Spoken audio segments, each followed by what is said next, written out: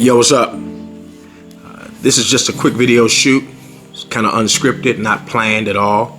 But I was thinking about kind of all of the transitions that many of us around the world are still in. This hybrid space of returning back to the workplace full time and still having a hybrid mindset. It's an election season for many areas around the country.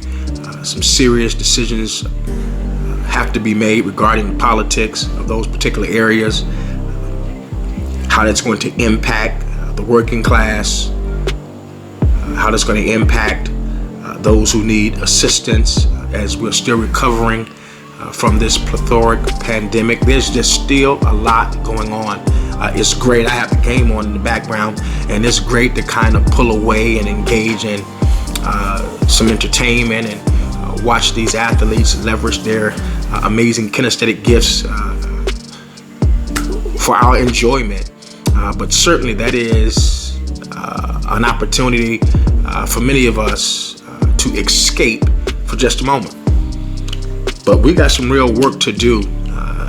I think we are losing our edge, our fervor, many of us, regarding social unrest and the injustices and the inequities, senseless killing and murders that are still taking place in predominantly black and brown communities.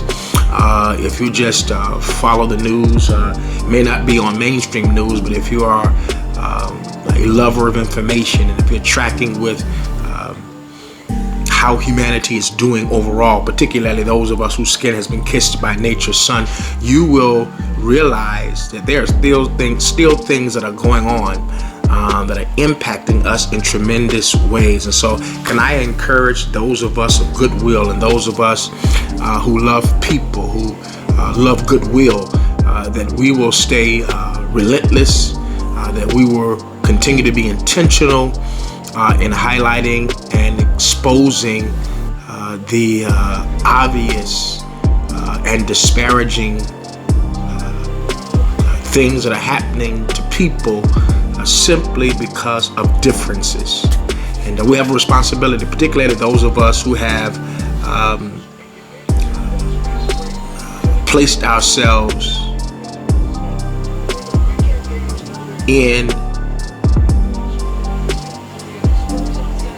the teachings of Jesus Christ. For those of us who ascribe to the teachings of Christianity at its core, for those of us who live our lives through the lens of the gospel, those of us who track with the gospels to extract the principles and the narrative that shaped the ideology and the mindset of Jesus, we have a responsibility. I am always amazed when people say that people of faith should not be mixed into politics, when the very word itself means people.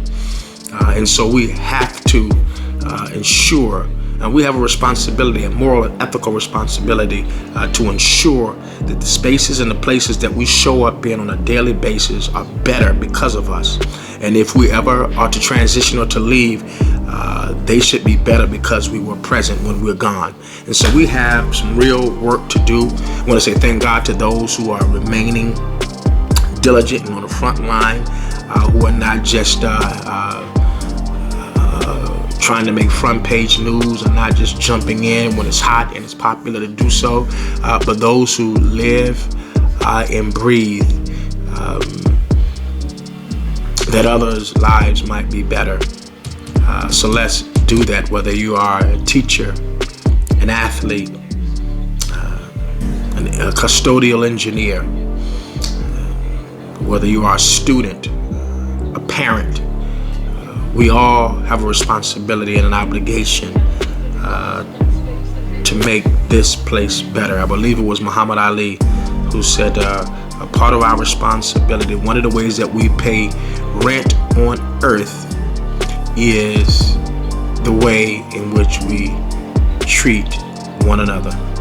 I'm certainly paraphrasing, but that is the context of what he said. And so the question I would ask then, how much rent do you pay monthly? How much rent do you pay semi-annually? How much rent do you pay quarterly? How much rent do you pay given the gift that you have to be here on earth? Amen. Let's do our part. Let's stay faithful to the causes that are near and dear to us. One preacher said many years ago, and it has stuck with me, your unique burden is the thing that troubles you the most. If it's troubling you the most, it means that you have a divine responsibility to try to eliminate it by addressing it. I'm out. I'm getting ready to go watch the games. A couple of them on tonight. And I'm going to be reading this book here, The Difference by Scott Page, How the Power of Diversity Creates Better Groups, Firms, Schools, and Society. Get yourself a good book. Stay sharp. Continue to think. Open up your heart and your mind and allow the creator of the universe, call that divine being God, to speak to you in unique and profound ways, and watch what he does with your life. Peace and blessings.